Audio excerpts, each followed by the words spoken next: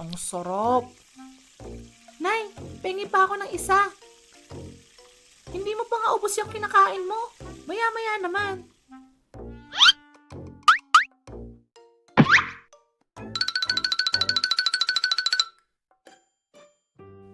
Merienda. Mahilig ba kayong magmerienda sa tanghali? Ako kasi, hanggang ngayon, mahilig pa din kumain lalo na kapag bandang 3:00 na ng tanghali.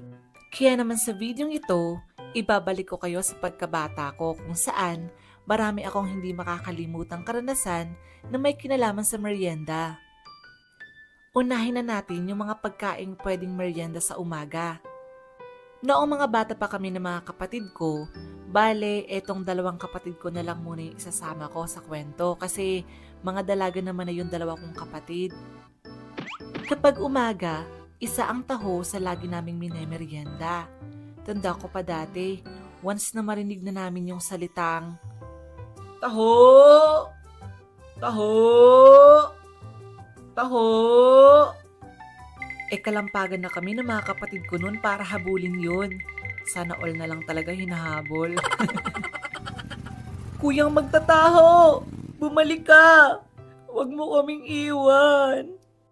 Nakamotor pa man din minsan yung nagtataho nun, kaya mapapatakbo ka na lang talaga nang wala sa oras. May karanasan pa ako nun dati na hindi ko makakalimutan at hanggang ngayon, pinagsisisihan ko. Dahil mahiyain ako noong bata pa ako, minsan, kapag may nakikita akong magtataho nun, nahihiya akong lumapit kasi ewan ko, nahihiya nga ako eh. Tapos kung kailan buo na yung loob ko, wala na yung magtataho, kaya ang ending, hindi ako nakabili. Nakakainis naman, bakit kasi ang bilis maglakad ni kuyang magtataho? Kapag bumibili na kami ng taho nun at kasama ko na yung mga kapatid ko, medyo lumalakas yung loob ko. Nagre-request pa nga ako nun sa magtataho. Kuya, pwede po bang kaunti lang yung kulay puti? Tapos, madami po yung arnibal. Gusto ko po kasi matamis eh. Oo naman. Yung mangyan nga, nakaka-request. Ikaw pa kayo na puro. Lo, may isa pa akong kwento sa taho na hindi ko rin makakalimutan. Minsan kasi, medyo gipit sa budget yung nanay ko noon kaya naman tumatanggi muna si nanay sa pagbili ng taho. Bibili ho ba kayo? Hindi na muna toy. Wala pang pambili. Bukas na lang. Ay sige po. Bibigyan ko na lang po muna si Jade. Tapos bayaran nyo na lang po sa sunod kapag may pera na kayo. Nako, wag na ho. Nakakahiya naman. Ayos lang ho yun. Suki ko naman na yang si Jade. Tsaka mabait namang bata yan. Ganun ba? Ay siya sige. Hindi ko tatanggihan yan. Salamat ha. Salamat po. Kaya kung nasaan ka man kuyang magtataho ngayon, sana masarap palagi ang ulam at tulog mo. Isa yung taho sa pinakamasarap na pagkain na tikman ko noon sa buong buhay ko. Kaya nga hanggang ngayon, paborito ko pa din yung taho. Yun nga lang, iba na yung hinahabol ko, hindi na si kuyang magtataho. Uy, charot lang. Kapag usapang kape naman, 2 lang lagi yung choices namin no na ipapartner sa kape. Yun yung pandesal at bibingka. Sobrang sarap ng mga yan lalo na kapag mainit-init pa. Madalas kapag tanghali naman, sinisigawan na kami ni nanay noon para matulog. Tawa na. Jet! Huh? Abe! JR! Umuwi na kayo muna dito, bilis! Ano ba yan? Matutulog na naman. Hays, gusto ko pa namang maglaro eh. Bilisan nyo na, baka mapagalitan pa tayo. Isa kasi sa kondisyon ni nanay sa amin noon bago kami bigyan ng merienda sa tanghali, kailangan muna naming matulog. Noong bata pa ako, sobrang dismayado pa ako niyan kasi ayaw ko matulog. Pero ngayon ko lang na-realize na sana all na lang 'di ba? May tulog ka na, may merienda ka pa, Eh di sana all talaga. Oh, sige, matulog na kayo dyan. Huwag kayong puro laro. Tumulog din kayo para tumangkad kayo, ha? Hays, lagi na lang matutulog. Itumutulog naman sa gabi.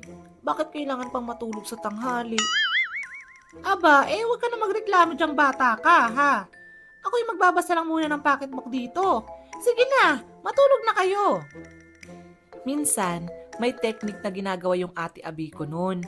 Pumipikit lang siya tapos kapag bumabangon, kunwari humihikab-hikab pa yan siya para magmukha siyang bagong gising talaga. Ay. Oh, di ba? Artistahin yata to. Pero dahil paulit-ulit niya nang ginagawa yun, isang araw, nakahalata na din si nanay. Ay, sarap ng tulog ko. Ah, talaga ba? Nagtutulog-tulugan ka lang naman eh. Hindi po, Nay. Ayan oh, inoorasan kita. Wala pang 10 minuto yung tulog mo oh. Hindi mo ako maloloko. Hala siya, sige. Bumalik ka na doon sa higaan mo. Buti nga. Madaya ka kasi ate. Ngayon ko tuloy. Magsitulog na kayo! Ayan, sabi ko sa inyo, tumulog na kayo eh. Ito na nga, matutulog na. Ito kayo eh. Nakakasar pa kayo dyan. Kapag nagawa na namin yung mission namin noon na matulog sa tanghali, bibigyan na kami ni nanay noon ng pera para bumili ng mga pagkain na gagawin naming merienda. At dito napapasok yung iba't ibang uri ng merienda na kinakain namin noong mga bata pa kami tuwing hapon. Actually, yung iba dito ay nabibili pa din naman hanggang ngayon. Medyo madalang na nga lang. Isa sa binibili ko noon ay hot cake. Ito yung Kalye version ng pancake. Sobrang sarap noon kaya hindi ko yun ipagpapalit sa pancake. Kakaiba kasi yung lasa nito. Pinagsamang harina at itlog yon na ipiprito sa kawali. Tapos kapag luto na, ilalagay na ito sa dahon ng saging at papahira ng margarine at asukal. O diba, amoy pa lang sobrang sarap na. Tapos syempre, may kapartner pa yan na sagot gulaman. Ay, sarap! Tuwing tanghali, may tunog kaming napapakinggan noon na nagsasabing may paparating na merienda. Yun ay, Selecta, walang lasa, pangit pa nagtitinda. Ate, naririnig ko na. Halika na. Uy, hintayin niyo ako. Ay! Hindi pa kayo tumutulog ah? Kapag nakabalik na lang kami, Nay. Pero kung akala nyo na Selecta yung bibilhin namin nun, nagkakamali kayo. Oo, gusto namin nun. Pero yung budget namin ay para lang talaga sa normal na ice cream. Kaya hanggang tingin lang talaga kami nun. Mostly, rich kid lang yung nakaka-afford sa amin ng Selecta. Nandun yung lungkot, oo. Pero once na natikman na namin yung malamig at matamis na ice cream sa bibig namin, parang napapawi lahat nun ng sakit. Huy! The best pa rin talaga yung dirty ice cream kung tatanungin nyo ako. At saka, hindi naman madumi yun eh. Hindi ko nga alam kung bakit dirty ice cream yung tawag dun. Pero syempre, hindi naman kami mayaman noon. So, may mga panahon ding wala kaming budget lagi sa merienda. Pero kung akala nyong natitiis kami ng mga magulang namin noon, nagkakamali ulit kayo. Gumagawa sila ng paraan noon para may pangmerienda kami. Kumukuha si tatay ng saging noon sa taniman namin. Isa sa mga ginagawa ni tatay na merienda noon, yung nilupak. Hindi ko alam kung yan din yung tawag sa inyo ah. Ang proseso sa paggawa ng nilupak ay una, ilalaga muna yung saging na saba. Pagkatapos ay babalatan. Tapos gamit ang lupakan, didikdikin or tutudturin yung saging doon hanggang sa maging ganito na yung itsura niya. Nilalagyan pala ng asukal yan sa proseso kaya magiging matamis na ito kapag natapos. Ang sarap. Tay, bakit hindi ka palagi gumagawa nito? Hindi naman kasi lagi may bunga yung saging natin eh. Ay, oo nga pala. Minsan, saging pa din yung niluluto naman ni nanay noon pero this time, maruya naman yung ginagawa niya. Sa paggawa ng maruya, kailangang hiwain ang saging na saba sa maliliit na parte. Sunod naman ay hahaluan ito ng arena at konting tubig. Pagkatapos ay ipiprito sa kawali. O di ba? May merienda na kami. Ang sarap. Nay, pengi pa ako ng isa. Hindi mo pa nga ubos yung kinakain mo. Maya-maya naman. Kapag medyo maulan ang panahon nun, may isa pang merienda na niluluto si nanay nun. Ang tawag namin doon ay ginataang saging at kamote. Sa pagluluto noon, kailangan ng saging, kamote, Singapore kung meron, gata at asukal. Pagkatapos hiwain sa maliliit na parte, pagsasamahin ang lahat ng iyan sa isang lutuan, tapos hahaluin hanggang sa maluto at lumambot na ang mga sahog. Isa ito sa pinakapaborito ko na lutong bahay na merienda ni nanay. Tamang-tama lalo na kapag malamig ang panahon. Sobrang simple lang talaga ng buhay namin dati, pero mayaman naman kami sa masasaya at masasarap na alaala at isa na dun yung merienda. Malaki ang naging parte nito lalo na sa pagkabata ko kasi dito ko natutunan na paghirapan muna ang isang bagay na gusto kong makuha. Mahirap na gawain kasi sa akin dati ang pagtulog sa tanghali. May mga panahong hindi namin afford ang bumili ng merienda, pero hindi naging dahilan yon para maramdaman naming may kulang sa amin. Kasi palagi nandyan si nanay at tatay para iparamdam sa amin na mahal nila kami sa pamamagitan ng pagkain. Gagamitin ko na din pala ang video na ito para magpasalamat sa mga vendors natin ng merienda everywhere. Mapa-street food man yan o sa mga naglalako sa kalye. Salamat po sa walang pagod na pagpapasaya nyo sa amin sa pamamagitan ng masasarap nyong pagkain. Saludo po ako sa inyong lahat. Marami pa akong natitikman at nakakain merienda noon, pero baka umabot ng 1 oras tong video kapag isasama ko pa lahat. Sa part 2 na lang yung iba. Kayo ba? Ano yung paborito nyong merienda? Comment nyo din dyan sa baba. Thank you all for watching. Don't forget to like, share, and subscribe. Bye!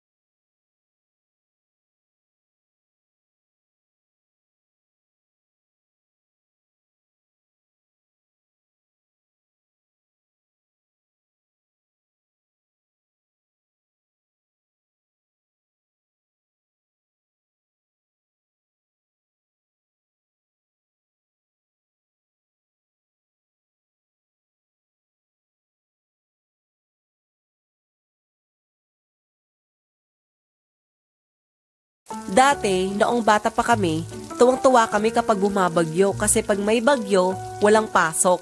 Tapos magkakaroon ng baha, tapos maliligo kami nun. Dugyot match talaga. Pero ngayong malaki na ako, kapag may bagyo, grabe na yung stress ko kapag may balitang babagyo daw kasi syempre, baka ma-wash out lahat ng gamit namin dito sa bahay, no? OMG! On the way na daw yung bagyo papunta here. Ingat tayong lahat. #typhoon is coming to town. Kaya naman ngayon, ikikwento ko sa inyo yung mga naging karanasan ko noong bata pa ako habang nagbabagyo.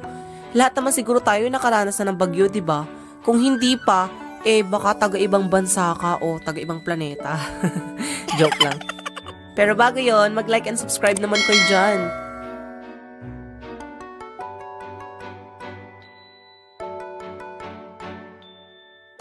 Mga kababayan, may nagbabadya na namang bagyo. Kaya naman mag-ingat po tayong lahat at makinig sa balita para sa iba pang update. Yes, may bagyo. Walang pasok bukas. Ano yes ka dyan? Magbabagyo na nga, pa-yes ka pa dyan para nagse-celebrate ka pa ha? Di, ang gagawin namin nun, kapag may balita na nga tungkol sa bagyo, bibili na si nanay ng mga noodles at mga delata nun. Tapos hahanapin na namin yung mga kailangan namin tulad ng flashlight. Huwag mo ngang ipatay sindi yan. Baka malobat pa yan, wala tayong gagamitin mamaya. Tapos si tatay, itatali niya yung mga bahay namin sa mga puno para hindi madala ng hangin yung bahay namin. Kasi yari lang sa kahoy at pawid yung bahay namin nun. At kapag kasagsagan na ng bagyo nun, naka-jacket lang kaming lahat sa bahay kasi sobrang lamig. Para sa akin, napakasarap tumulog nun, lalo na kapag naririnig ko yung tunog ng ulan, not until kapag kumulog na. Oh, nanay! Wala pala kaming kuryente dati, kaya kandila lang o di gasera yung ilaw namin nun. At isa yun sa struggle namin kapag bumabagyo. Sa sobrang lakas kasi ng hangin at ang piyas ng ulan, laging namamatay yung ilaw namin nun. Tapos wala din kaming gasol nun, kaya kahoy lang yung gamit namin sa pagluluto.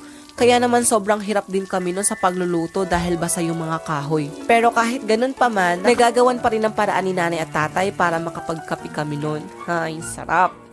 One time, nagtrabaho yung nanay ko nun. Nagpasweldo siya sa malayo para, alam nyo na, para may kaunting income kami kahit paano. So, kaming tatlo lang ng tatay ko at kuya ko ang natira sa bahay. Tanda ko pa dati, sobrang lungkot ko talaga nun. Pero buti na lang may cellphone kami noon na di-keypad kaya kahit paano ay nakakapag-usap kami. Oh, mag-ingat kayo ng tatay mo dyan ha. May dadating na naman daw na bagyo. Kayo din po, Nay.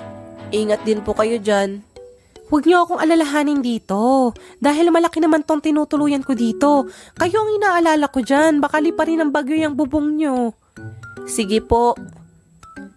Love you, anak. Love you, Nay. Miss na kita. Ako din. Nang gabing ang iyon, dumating na yung bagyo. Sobrang lakas nito. Di ko sure kung bagyong Yolanda ba yun o bagyong Nona. Basta sobrang lakas kasi nun. Tumiklap nga yung bubong namin nun eh. Takot ako nun. Yung bubong natin! Buti na lang, kakaunting parte lang ng bubong yun nadala ng hangin dahil may space pa kaming matutulugan. Mas lalo pang lumakas yung hangin at ulan nun. Ang dami na din nagliliparan na bubong at iba pang gamit. Tapos yung mga puno parang mabubuwal na sa sobrang lakas ng hangin. Umuwi na din yung kuya ko nun galing sa trabaho niya na basang-basa sa ulan. At ang lalong mas nagpakaba sa amin nun, nung gabi, bali-balita sa labasan na magbabaha daw ng sobrang lalim. Nung time na yon may tubig na nga sa loob ng bahay namin. Kaya nag-decide na si tatay na lumikas na daw kami kasi baka mas tumaas pa yung tubig at malunod pa kami. Di nilagay na namin yung mga gamit namin sa plastic para hindi mabasa. At nagsimula na kaming maglakad. Sobrang lamig nun that time. Pinangko pa nga ako ng kuya ko nun kasi sobrang lalim talaga ng tubig. Hanggang sa biglang natalisod yung kuya ko nun sa tuod ng kahoy na hindi naman niya nakita kasi nga may tubig. Nagdagasa kami sa tubig ng kuya ko nun. Ang lamig. Natalisod ako eh. Basang-basa kami nung nakarating kami sa daan. Sa pagkakatanda ko, lumikas kami papuntang bundok nun kasi may kamag-anak si tatay doon. Nanatili kami ng ilang araw doon sa bahay nila para hintayin na humupa yung baha. Kamusta kayo dyan? Andito po kami sa bahay ng pinsan ni tatay. Nag-aalala talaga ako ng sobra sa inyo. Nay, uwi na kasi kayo. Pag-uwi namin, puro tubig pa din sa daan pero hindi na ganun kataas. Nagtumbahan na din yung mga puno nun. Nakakapanghinayang lang din pero nagpapasalamat din kami dahil ligtas kami. Jed, Barito! Ligo tayo sa baha! Tatay, pwede po ba akong lumigo kasama ni na Insan? Ay nako, Baka may ihi pa ng daga yung baha dyan. Madumi yan, wag na. Dali na, tay. Saglit lang naman eh. Bahala ka. Basta saglit lang ah. Hala, may lumulutang na itlog oh. Hala, oo nga. Kuhanin natin. Akin yan ah. Maghanap pa kayo. Baka may lumulutang pa dyang iba. OMG, may nakalutang. Ano, itlog din ba? Hindi, ayan o, Ew! Kung akala nyo titigil na kami nun sa pagligo, pues hindi. Kasi lilipat lang kami ng ibang lugar no naliliguan, yung malinis syempre. Yung kuya ko nun, sasama siya dun sa iba pang nanghuhuli ng mga isdang nakawala sa palisdaan. PS, hindi pag nanakaw yan kasi wala naman na sa loob ng palisdaan nila yung mga isda. Nakawala na. Tsaka dati, habang nagliligo kami, gumagawa pa kami ng bangka nun gamit yung sanga ng mga saging. Tapos magkakarera pa kami nun. Pagkatapos kong maligo, maghahanap naman kami ng mga naputol na puno nun para akyatan at maglaro. Yung yuyugyugin pa namin yung mga sanga nun. Tapos swerte namin kapag may bunga pa yon kasi kukuhanin namin yon. Kadalasan mangga yung puno. Kapag sawa na kami maglaro, uuwi na kami kasi magutom na. Ang sarap kayang kumain kapag bagong ahon sa tubig. Kayo din ba? Oh, kumain ka na dyan. Kanina pa kita hinahanap, sabi mo saglit ka lang. Tay, saan po galing yung bangos at tilapia natin? Huli ng kuya mo yan. Wow!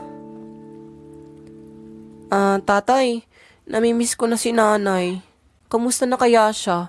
Mabait kaya yung amo niya? Di na din umabot ng 1 buwan si nanay sa pinagsesweldohan niya noon kasi sinundo na rin siya ni tatay. Di kasi talaga namin kayang mawalay ng matagal sa isa't isa eh. Isa lang ang gusto kong iparating sa inyo sa kwentong to, na kahit anong lakas pa ng bagyo ang dumating sa buhay natin, makakaahon at makakaahon pa din tayo. Na kahit masalanta tayo, makakahanap pa din tayo ng bright side sa buhay natin para maging masaya kahit papano. So, yun lang. Kayo, ano yung hindi nyo malilimutang experience tuwing nagbabagyo? Share nyo din dyan sa baba. Comment kayo at share nyo din tong video sa mga kakilala nyo na makakarelate dito. Yun lang. Thank you for watching at see you on my next video.